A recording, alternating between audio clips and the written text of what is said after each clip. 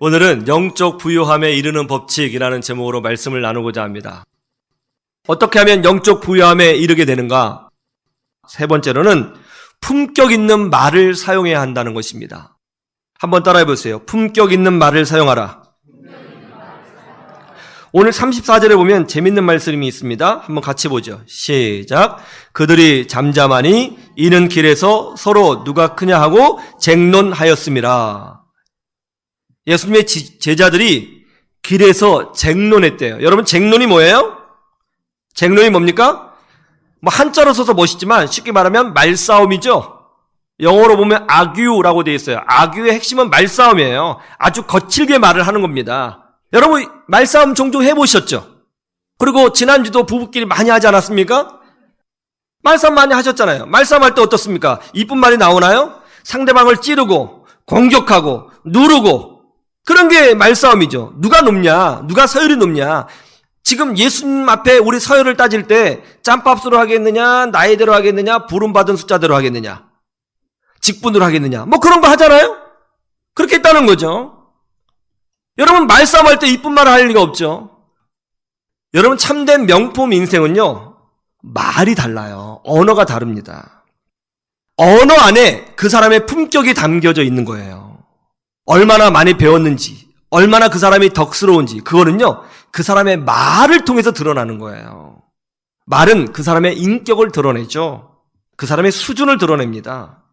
그러면 품격 있는 말은 뭐예요? 품격 있는 말은 바로 희망, 긍정, 절제, 감사, 존중에 있는 거예요. 다시 말씀드려요. 희망, 긍정, 절제, 감사, 존중. 이게 바로 품격 있는 말입니다. 노스캐롤라이나 대학의 바바라 프레드닉슨 교수가 번창하고 있는 기업 20곳과 정체되고 있는 기업 20곳, 그리고 부도 위기에 몰린 기업 20곳을 찾아가서 그 기업의 회사원들의 말의 긍정성과 부정성을 조사했습니다. 그런데 매우 놀라운 결과가 나왔어요. 각 기업의 회사원들의 긍정적인 말과 부정적인 말을 사용하는 비율이 3대 1보다 높으면 그 기업은 계속 성장하고 있었고, 3대 1보다 낮으면 그 기업은 계속 쪼그라들고 있었다는 것입니다.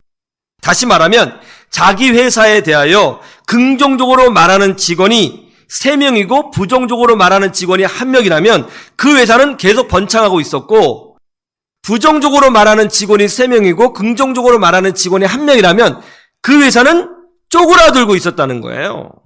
그러니까 기업이 단지 제품의 품절만으로, 마케팅의 실력으로만 성장하는 것이 아니라 이런 말의 품격을 통해서 직원들 간의 관계, 화합, 조직력, 이런 것을 통하여 기업의 성장 여부가 결정될 수 있다는 것입니다. 여러분, 우리는 예수 그리스도로 말미암아 우리의 모든 옛사람이 청산되고 예수님을 통해서 새 사람이 된 줄로 믿습니다.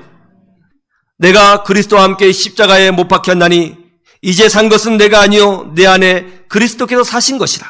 내가 이 육체 가운데 사는 것은 나를 사랑하사 나를 위하여 목숨을 버리신 하나님의 아들을 믿는 믿음으로 사는 것이라. 여러분, 우리는 하나님의 아들을 믿는 믿음으로 사는 줄로 믿습니다. 그래서 여러분, 마귀가 우리들을 볼 때에 평범한 자연인으로 보지 않아요. 마귀는 우리를 볼 때에 하나님의 자녀로 보고 있습니다. 하나님의 자녀로 보고 있어요. 우리는 이제 보통 사람이 아닙니다. 예수의 사람이고 예수님의 제자이고 하나님의 백성이고 또 하나님의 자녀입니다. 요한 3서 1장 2절에 사랑하는 자여 내 영혼이 잘된과 같이 내가 범사에 잘되고 강건하기를 내가 간구하노라. 여러분, 이것이 여러분을 향하신 하나님 아버지의 마음인 줄로 믿으시기를 주님의 이름으로 축원합니다. 그러므로 우리는 항상 말을 할 때에 하나님이 나와 함께 하신다. 내 영혼은 주 안에서 복될 것이다. 십자가의 보혈을 통하여 나는 용서를 받았다. 축복의 자녀가 되었다. 옛사람은 사라지고 이제 새 인생을 살게 되었다. 성령님께서 동행하시니 나는 범사에 잘 될 것이다. 예수 그리스도를 통하여 모든 저주가 끝나고 아브라함의 복이 나에게 임했다. 나는 하나님과 동행하는 자다. 이렇게 선포하며 사시기를 주님의 이름으로 축원합니다. 그런 존재가 된 거예요. 여러분, 제가 예전에 TV를 보다가 깜짝 놀란 것이 있는데 TV 프로그램 중에 진품 명품이라고 하는 프로가 있더라고요. 혹시 보셨어요? 진품 명품? 저는 그걸 보면서 저희 조상이 너무 원망스러웠습니다. 아무것도 남겨주지 않았습니다. 아니, 요강이라도 좀 남겨주시지. 아무것도 남겨주지 않았어요. 여러분, 그 진품 명품 지금도 방해하고 있는데요. 골동품을 평가하는 프로그램이잖아요. 역대 최고 감정가가 뭔지 아세요? 역대 최고 감정가. 제가 5등부터 1등까지 소개해드리겠습니다. 궁금하시죠? 제가 조사했어요. 5위가 뭐냐면 석당 권엽 공신당이라고 하는 그림인데요. 임진왜란 당시 권엽이라고 하는 사람의 전신 초상화입니다. 이 초상화가 얼마냐? 감정가가 9억이었습니다. 4위가 뭐냐? 추사 김정희의 불기심난이라고 하는 작품인데요. 감정가가 10억이었습니다. 3위는 청자상감 모란 문장구라고 하는 특이한 모양의 도자기인데요. 감정가가 12억이었습니다. 12억. 그런 것이 그냥 집에 있었다는 것이죠.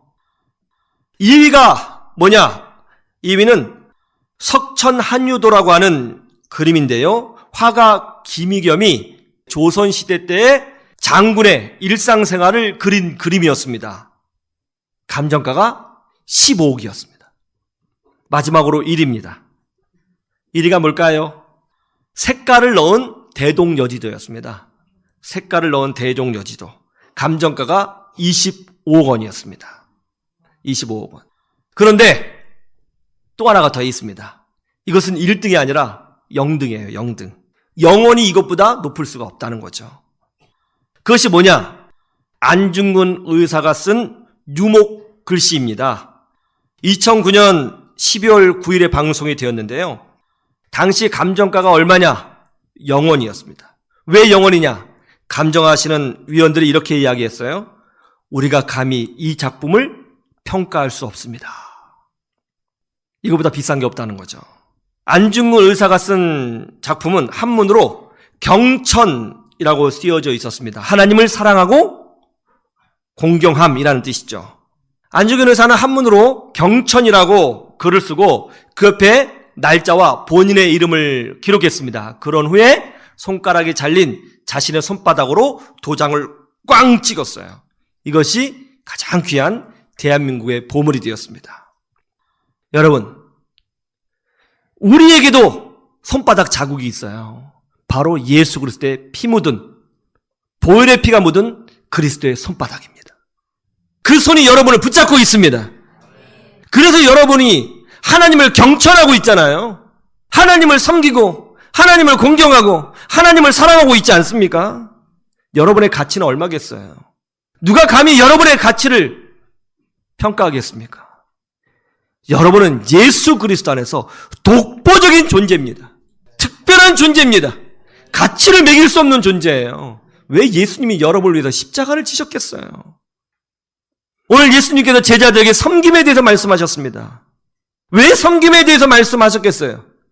그럴 수 있는 명품 존재이기 때문에 섬김에 대해서 말씀하고 있는 것입니다. 너희들은 세상과 다른 존재라는 거예요. 세상은 눈으로 시각적으로 사람을 평가하지만 너희들은 영적인 존재로, 영적인 눈으로 세상을 평가할 수 있다는 뜻입니다. 여러분, 우리는 예수 그리스도 안에서 품격 있는 인생으로 부름받은 줄로 믿으시기를 주님의 이름으로 축원합니다.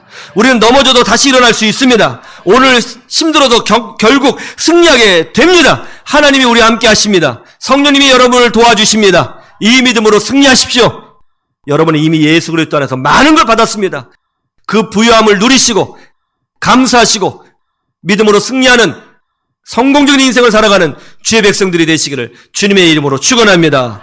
축원합니다.